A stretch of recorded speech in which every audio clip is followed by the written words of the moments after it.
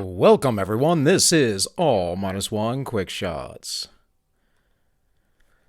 So, guys, ladies, gentlemen, attack helicopters, whatever else you might be out there, we do not wish to be offensive. Perhaps you have been a little bit demoralized in the near past, recent past, however you want to put that. Perhaps you're becoming a little bit nihilistic within the world.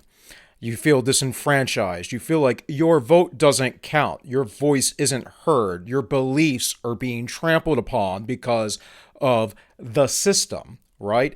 You believe that the infiltration of Marxist ideas are destroying the foundation of this nation, the United States, and therefore you can do nothing. That you are incapable, unable to fight back. And I mean that not even physically, I mean mentally, emotionally. I mean with your actions as far as, say, starting a business or doing what you wish in life. Perhaps you're demoralized because of the state of what you think women are today. Let me tell you, there are a lot of bad women today because of the culture, just like there are a lot of bad men. There's also a lot of good women out there, just like there are a lot of good men. The question is are you so demoralized that you won't stand up yourself and be one of those good men and women? You see, the culture is intended to make you demoralized so that they can control you. They do this on purpose. And with that, I want to bring you to a little thing I found yesterday in my random searchings of the interwebs and just a little bit of a break and pastime. This is from Tech Noir Graphic. And I'm going to be covering this book here. It's actually an essay, but it's about 100 pages or so from what I understand. Nihilism, the Root of the Revolution of the Modern Age. That is Father Seraphim Rose.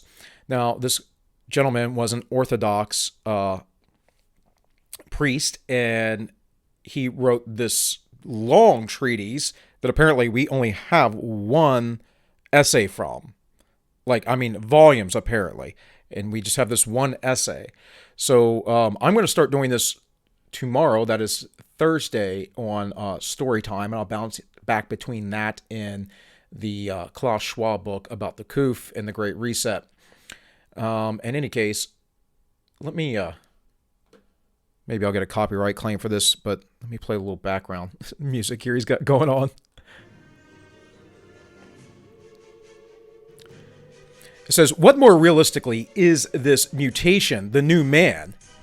He is the past, rootless man, discontinuous with a past that nihilism has, discontinuous with the past that nihilism has destroyed, the raw material of every demagogue's dream, the free thinker, the skeptic, closed only to the truth, but open to each new intellectual fashion, because he himself has no intellectual foundation, the seeker after some new revolution, ready to believe anything new, because true faith has been annihilated in him, the planner and experimenter, worshipping fact, because he has abandoned truth, seeing the world as a vast laboratory in which he is free to determine what is possible. The autonomous man, pretending to the humility of only asking his rights, yet full of the pride that expects everyone to be giving him in a world where nothing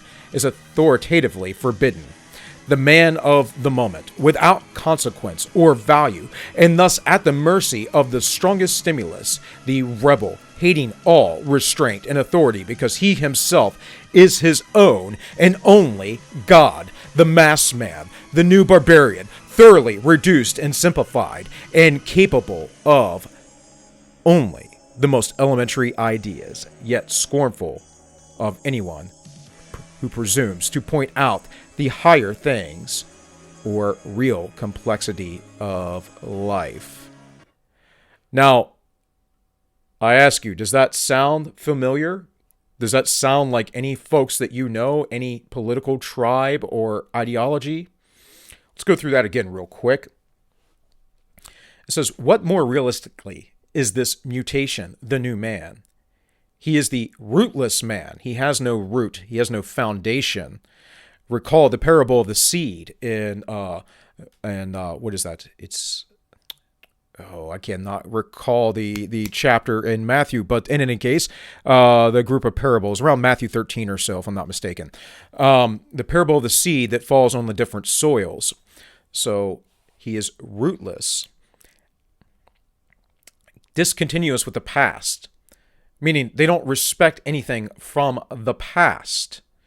And that's why they are lost and rootless. They are free thinkers. I'm a very open person. I have a score very high. I'm actually in the 98th percentile of openness when it comes to the Big Five personality test. I consider myself very much open to information that is logical. I consider myself a free thinker. But I do not think that I can change the laws of reality, of physics, of whatever else, the things that the lefties believe in. Closed only to the truth, but open to each new intellectual fashion, because he himself has no intellectual foundation, the seeker after some new revolution. It's interesting because over on the Ends Justify the Memes, my co-host presented an article, very, very early video we did, was a Mencius Mulbug article, Curtis Yarvin that is, and he was quoting similar ideologies that Plato was putting forth. Now, Plato seemed to be some sort of technocrat himself, or at least Socrates was, if he was writing in Socrates' name in his Republic. But Aristotle, of course, rejected those ideas. My point is that nothing is new under the sun, my friends. This has always existed. And this Father, Seraphim Rose, understood that.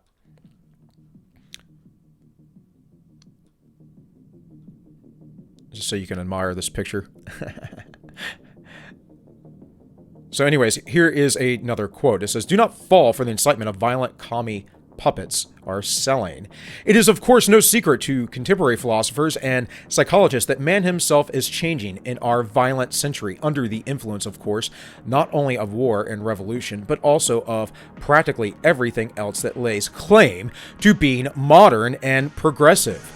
We have already cited the most striking forms of nihilist vitalicism, whose cumulative effect has been to uproot, disintegrate, and mobilize the individual to substitute for his normal stability and rootedness, a senseless quest for power and movement, and to replace normal human feeling by a nervous exacerbability.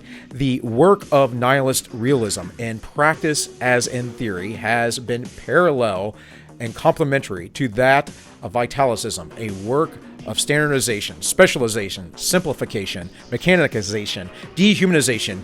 Its effect has been to reduce the individual to the most primitive and basic level, to make him, in fact, the slave of his environment and the perfect workman of Lenin's worldwide factory." And what does this right here say? Work of standardization, specialization, simplification, mechanization, and dehumanization. Well, that is exactly what slavery is, folks. The only class that ever was a worker. Nice. The only class of people ever that had singular tasks, that were workers, that would, work very single-mindedly, were essentially slaves. Everyone else would have been, multi-talented type people, having to run a home, having to have a family, having to run, say, if they were some sort of merchant, their shop, or if you were a craftsman of some sort, you would be skilled in multiple crafts. But a slave is usually a one-trick pony. And the reason why that is for the sake of control. This is in part why our society today asks you to listen to the experts all the time. Listen to what the experts have to tell you.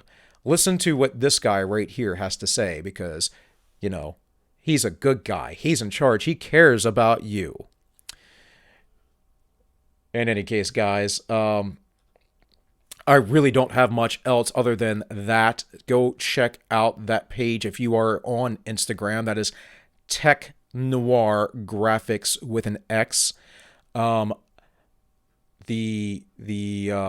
The minister, the priest, Seraphim Rose, I will be covering his book. I will start tomorrow with the preface. You'll get some background. I found it quite interesting and stimulating. This was written, by the way, folks, the quotes I just gave you back in the 1960s. So, just like I have said before, it is not hard to predict things. You only need to be aware and pay attention and have proper wisdom. It's not hard to predict things at all. And those who tell you otherwise are probably gaslighting you, because we have a wealth of information. And when you have all this information coming in, it's just deciphering what is true and what is not. And that is essentially what allows you to predict what will happen in the coming future. But guys, I don't have anything else for you. That's it. I just wanted to read those things. Hopefully that came off well. I'll have to watch this before publishing it to make sure that the volume was correct, but hopefully I'll be able to put it up right away. And I'll see you tonight over on the Ins Justify the Memes at 7 p.m. We will have tonight, February 24th, our friends, Jeremy and Delaney. I don't know why I wanted to say Matt. Jeremy and Delaney of the Weekly Narrative. I will try and have Matt Christensen back someday. Matt is very limited on his time. But tonight, Jeremy and Delaney of the Weekly Narrative will be on, and we'll be doing Memecast news, of course. Hopefully it will not take forever. I'm going to try and keep it to about 30 minutes or so tonight, and hopefully we'll have some good discussion about a great deal of many things. Jeremy's a very intelligent guy, so hey, hopefully we'll have a good time. With all that said, friends, this has been All Minus One Quick Shots, and I wish you all well.